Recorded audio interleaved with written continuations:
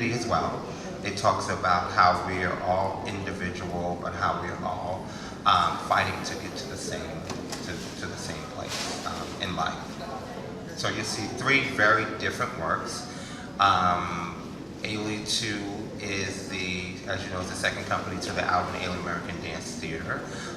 We have our own rep, although we do some works by the Alvin Ailey American Dance Theater. But one thing Mr. Ailey was really adamant about was the fact that his dancers were able to do any types of styles and any types of techniques. So you'll see each piece is different. It's very diverse.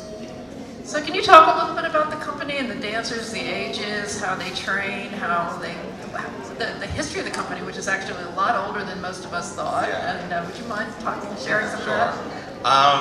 Ailey II started in 1974, and Mr. Ailey came up with the idea. He had so many ideas, so many dreams, so many things that he wanted for his company. He came up with an idea of having a second company. So in 1974, he asked Sylvia Waters to become the artistic director. And I always say that this is a very unique situation being in Ailey II, because these dancers are handpicked from the school. He picked 12 of the most promising students from the school, so we still try to continue that vision of handpicking students from the school so that they would have an opportunity to know what it was like to work with emerging choreographers. They would know what it was like to be able to travel.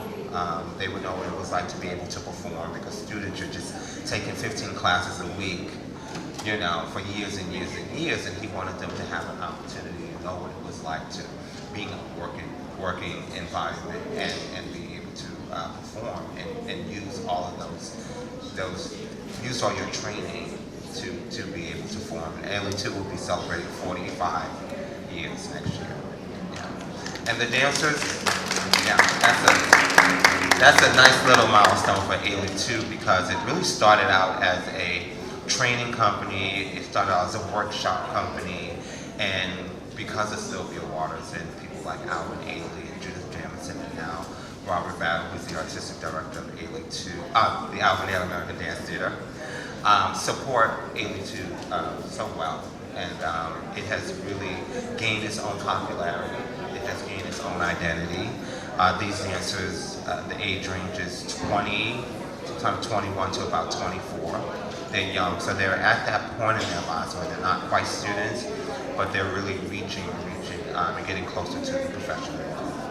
So where do these dancers go after you said they're only allowed to be in the company for 2 years. 2 years. Yeah. And then I didn't say it, Alvin Ailey said. Yes, okay.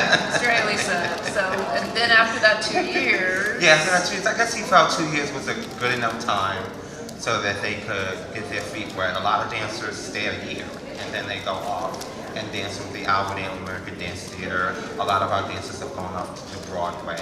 A lot of our dancers have gone off to dance in Europe. A lot of our dancers have become great choreographers, teachers, great educators. A lot of our dancers have started their own companies. Because in Ailey II, we don't just teach them how to dance, we teach them life lessons. We teach that they go out to teach, they go out to do lectures, they choreograph, they're very creative beings. So a lot of them do graduate Ailey II and they go to do great things. So you mentioned that one of the pieces tonight was choreographed by a former Ailey II member? Yes. So can you tell us a little bit about him and how that came about? Yeah, well, Bradley Shelver had been handpicked, like I said, by Judith Jamison in South Africa when we were touring there. And he came and studied at the school as well as danced with Ailey II. And then after leaving Ailey II, he danced with a lot of companies like Complexions, Alyssa Monte, and now he's running the Steps on Broadway company that they have there, the little company that they have there. So, and he's been choreographing for a very long time. I've been watching his choreography for a very long time, about 15 years. And I just would always say to him, it's really all about the timing. It's all about the timing, because you know, he wanted to work with Ailey II. He wanted to do a piece on Ailey II, and he says that this is very special to him because it's like home, you know. And him being picked by Judith Jamison to come to Ailey, it's like he celebrates that through this piece. Fantastic, thanks. So can you talk a little bit about what's a day in the life of an Ailey II dancer? Yeah, it's long days. Close. Long days, very long days. We start out at 10 o'clock in the morning. We start our rehearsal period in mid-July, and we go about 8 weeks straight. And a typical day is we start out early in the morning, about 10 o'clock. We give the dancers a class for about an hour, hour 15 minutes. Then give them a break, and then from 11:30 to 2:30 they have rehearsal. 2:30 to 3 they get a little lunch break. We do let them eat. And then from 3 to 6 they're back in rehearsal. So they put in a good 7 to 8 hours a day, so it's a full day. And when we're on tour, we go into the theater a little bit later because the crew loads in very early. Then we get to the theater about 1:30, have a class for about an hour starting at 2 o'clock, and then we'll do notes, and then we'll run the program. We always run that evening's program for about 2.5 hours, give the dancers a break, and then performance will start at 7:30 to 8 o'clock, and then it ends at about 2.5 hours long. And they're out by 10:30, up sometimes 11 o'clock. So again, 8 hours a day, long days. But they're young. They work hard. They work hard, yeah. and they love it, and they're passionate about it, so they work really, really hard. So talk about your tour. How big is this tour? How long is this tour? This is a long tour. Of course, both companies are traveling companies. This tour, we start out October 5th, and we go back November 11th for about 2 days. Yeah. And then we go to Germany and Poland for about 2 weeks. So all in all, about 7 weeks, because going home for 2 days, it's like, okay, just laundry, and then repack again doesn't really count. So this tour is probably about 7.5 to 8 weeks long. So how many pieces are in the repertoire for Ailey II? How many different pieces do these dancers go on the road having to know? About 12 or 13 pieces, yeah. I have a fabulous rehearsal director, and when we're in rehearsal in New York City, we sort of, because we have dancers coming in for their first year, so they have to learn all 12 dances, and then the dancers that are there their second year, they learn just the new one. So it's really trying to get everybody on the same page. But these dancers are very smart, and we also started a thing years ago, even when I was at Ailey II, where we have students apprenticing with Ailey II. They're not necessarily in Ailey II, but they're in the room learning things and knowing what it's like to be in the type of environment. And sometimes we'll throw them in there, and it's more or less like a test, like an audition, and then hopefully, and for the most part, we'll hire them the following year so that they would have already had a head start. So when they come into the company, they have already learned a lot of the works. I mean, that's a lot of repertoire to keep in your body and head. So can you talk, you've mentioned about how dancers, Mr. Ailey wanted his dancers trained in all aspects of dance. Can you talk about all the different things that they study when students are at the Ailey School? Yeah, they study ballet, they study modern, they study 2 different types of modern techniques, actually 3, Lamone, Graham, and then the Horton technique, which is the base technique for the Alvin Ailey American Dance Theater, because Alvin Ailey worked with Lester Horton back in the 50s, right before he started his company. And then we have the Dunham technique, because Mr. Ailey was highly influenced by Catherine Dunham. We have jazz, we have hip hop, and the dancers also study, the females study point work, and then we have partnering as well as the men's class.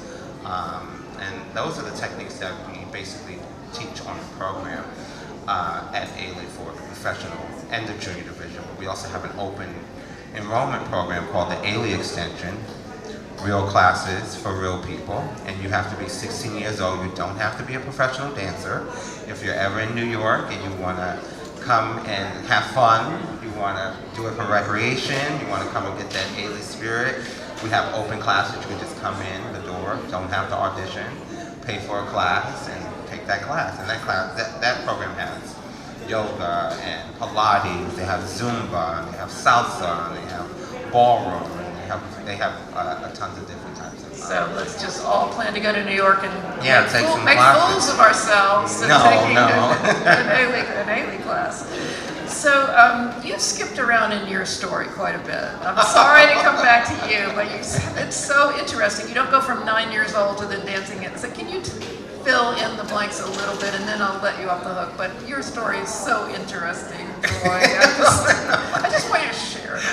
What did I miss? You just told the highlights. So I just told the highlights. Like from 9, you were then at the Ailey School, and then you were there, and then you were at the Ailey II, and then you left, and then you came back. Right. That's basically it in a nutshell. Well, I always was a mover and a shaker at 8.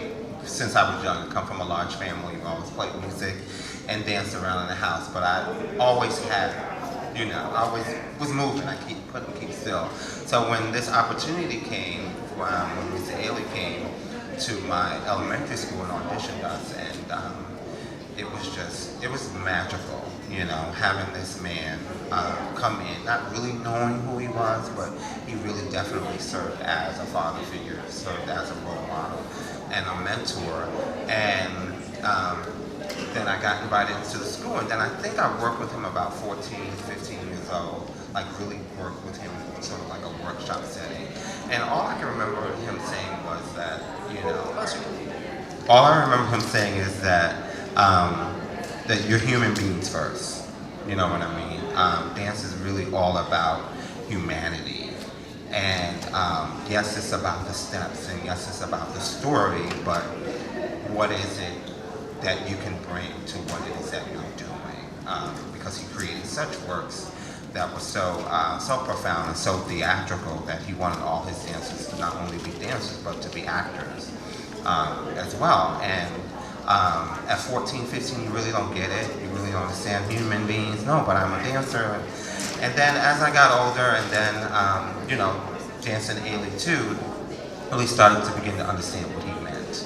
Because we did do a lot of his works where we had to basically be ourselves. You know what I mean? We had to really reveal ourselves. We had to really tell our stories and tell our experiences. And I danced with Ailey II, and then I got into the company in 1991. I was invited by Judith Jamison to join the company, and I auditioned for the company, and then they were having callbacks.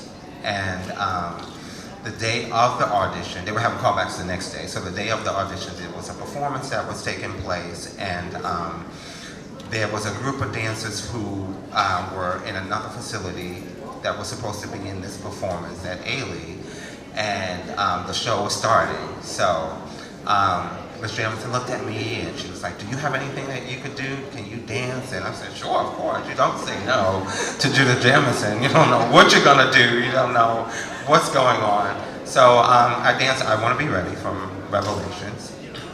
Yeah. And before I performed, she got up on the stage and she introduced me, and she said, "I want to introduce the newest member of the Alvin Ailey American Dance Team." So I found out before I had actually got the job that I got the job. So I performed, and of course my whole body was numb. I was in tears performing. I probably looked crazy up there performing I Want to Be Ready. And in good old Miss Judith Jamison form, after I performed, she said, "Yeah, but you still have to come to the callback." I said, "Okay." And it made it a little bit more exciting, but I was a little bit more on point, like on my toes, because, I already kind of knew in my head that I had the job, but you really never know. You have other guys coming in the room, and then timing is everything. So for me, I worked a little bit harder in the callback because I had to prove to myself as well as to her that, right, I can do it, and she didn't make a mistake. Wow.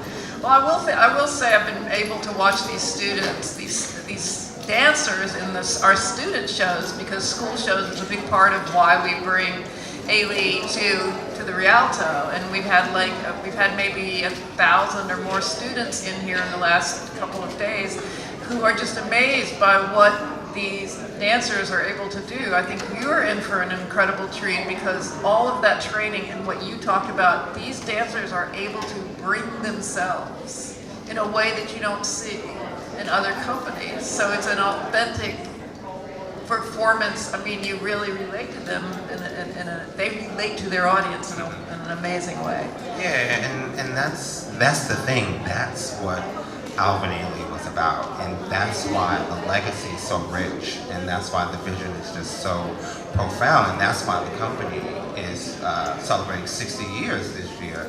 And so it's just a true testament that his vision and his dream, and he was so ahead of himself. You know, he's so ahead of his time. He's always thinking about the next generation, the next generation.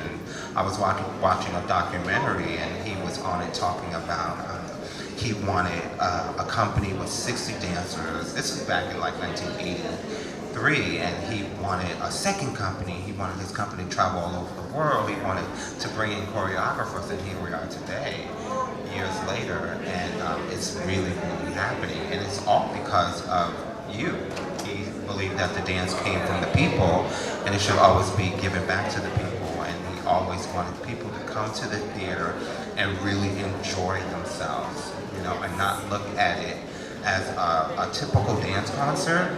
And he put the theater on the back of the Alvin Ailey American Dance Theater because he wanted you to come into the theater and feel a part of not only his choreography, but feel a part of the dancers and their stories and what they have to bring to the choreography. It's amazing. So we have to get Troy backstage in a couple minutes, but we have time for a couple questions. Anybody? Yes. So the question is, does he still perform? In my living room. No, I don't perform on stage anymore. When I first left the company, I was doing a couple of projects, dancing, but no, I'm spending like full time really coaching and grooming these dancers. I do take class, also teach class. I'm still very, I can still dance. Yeah, Still dance. I'm watching. I can still dance. Yeah.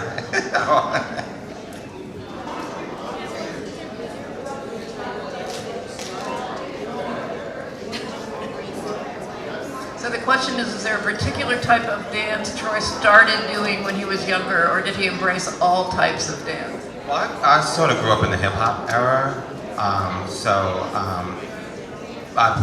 started in more or less like jazz and hip hop, but then the ballet came and gave me the discipline, and gave me the bass, and gave me the form, and then the modern came, and then all the other different techniques came after that. Like, were you like running all over your house and driving your mom crazy Yeah, as a kid? yeah, Okay, yeah. You were one of those. Okay. Yeah, I was one of those that couldn't keep still. Yeah. One of Cool. those. All right, one more question. I think we have time for it. Yes.